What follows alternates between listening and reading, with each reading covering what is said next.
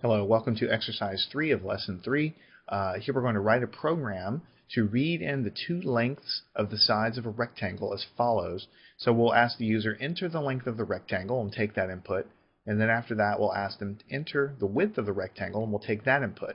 So we're inputting two things basically here. Using these inputs we'll calculate the perimeter of the rectangle and also its area, and then we'll output the answers as follows. The perimeter of the rectangle is, and we'll put that there. The area of the rectangle is, and we'll put it there. So the main reason we're doing this particular example is because we want to show how to read two inputs one after another. That's the basic reason. So the first thing we're going to do is we're going to include this Java util scanner, which is going to allow us access to the scanner class. Alright, and inside the main method we're going to declare a new scanner object, and just for variety we're going to call this one keyboard input. And usually we just use the word input, but you can really name it anything you want and just reference that reading in, or reference that object by its name. So we're creating a new scanner object, we're naming it this guy. Alright, then we're going to create lots of variables. We're going to need to read in the length, read in the width, so we need variables for that. They need to be doubles because we're reading them in and assuming that they can be decimals. And then we're going to create a variable for the perimeter and the area because we're going to calculate those answers. We need to store them somewhere.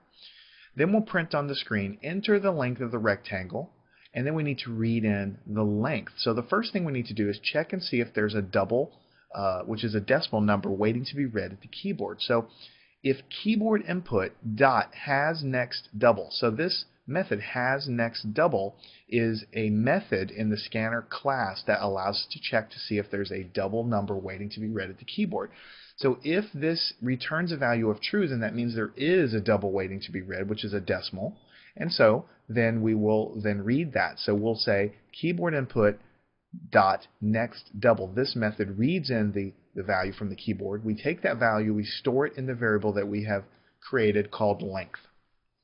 Okay, so this effectively checks to see if there's a decimal waiting. If there is, we read it in, store it into the variable called length. That's the first read there. Next, we print out enter the width of the rectangle, and we do the same thing again, and we read it in for the width.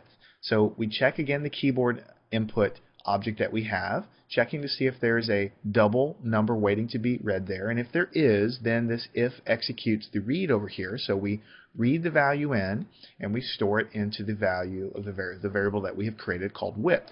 So these lines basically just read the variable and the value in from the keyboard, store it into a variable called length, and then we store the next value in into the variable called width.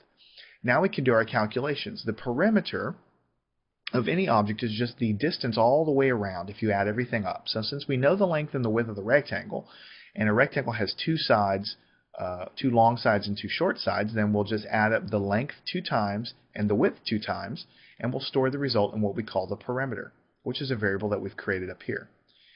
Then for the area, it's just length times width, and we'll store that answer here. And so finally we just print the answers out. The perimeter of this rectangle is, and we'll put the answer, the area of this rectangle is, and we'll put the answer there. So if we go ahead and run this guy, enter the length of the rectangle, let's do something like 1.5. The width of the rectangle, 2.5. Then you can see the perimeter of the rectangle is 8. The area of the rectangle is 3.75. It's easy to double check the perimeter of the rectangle because 1.5 plus 1.5 would be 3. 2.5 plus 2.5 would be 5. You add them together, you get 8. And if you get a calculator out and multiply 1.5 times 2.5, you'll get an answer of 3.75. So that's the bottom line. If you need to read two consecutive keyboard inputs, very simple. You still just need one scanner class to do all of your keyboard inputs. That's why we named it keyboard input.